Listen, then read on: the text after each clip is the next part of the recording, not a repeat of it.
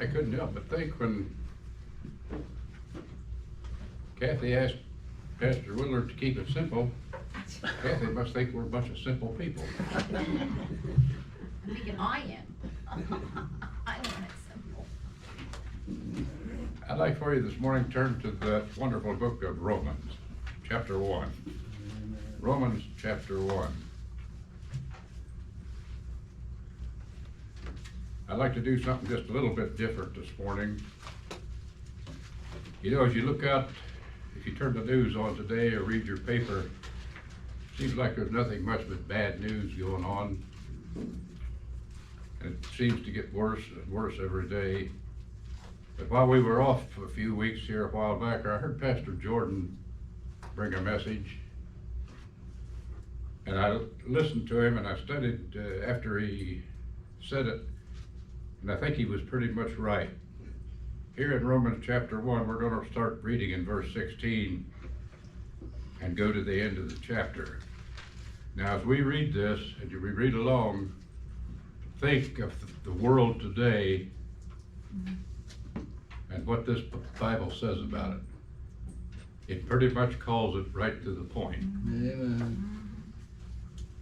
Starting at chapter 1, verse 16. Here the apostle says, "For I am not ashamed of the gospel of Christ, for it is the power of God unto salvation unto everyone that believeth, to the Jew first, also to the Greek. For therein is the righteousness of God revealed from faith to faith, as it is written, the just shall live by faith. For the wrath of God is revealed from heaven against all ungodliness and unrighteousness of men who hold the truth in unrighteousness. Because that which may be known of God is manifest to them, for God hath showed it unto them. For the invisible things of him from the creation of the world are clearly seen, being understood by things are made, even his eternal power and Godhead, so that they are without excuse."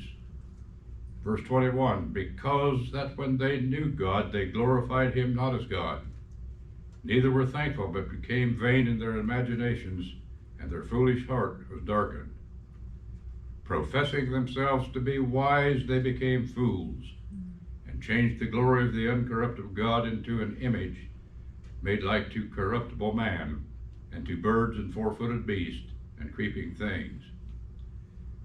Wherefore God also gave them up to uncleanness through the lust of their own hearts, to dishonor their own bodies between themselves, who changed the truth of God into a lie, and worshipped and served the creature more than the Creator, who is blessed forever. For this cause God gave them up to vile affections, for even their women did change the natural use into that which is against nature.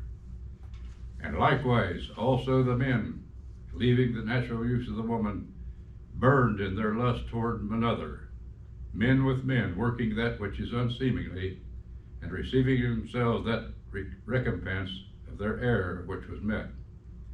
And even as they did not like to retain God in their knowledge, God gave them over to a reprobate mind, to do those things which are not convenient, being filled with all unrighteousness, fornication, wickedness, covetousness, maliciousness, full of envy, murder, debate, deceit, malignity, whisperers, backbiters, haters of God, despiteful, proud, boasters, inventors of evil things, disobedient to parents, without understanding, covenant breakers, without natural affection, implacable, unmerciful, who knowing the judgment of God, that they which commit such things are worthy of death, not only to do the same, but have pleasure in them that do them. Again, I call your attention, as you read through this, you can look at the world today and you can understand what Paul is saying here today, or back then. It is so true today. Thank you. Amen.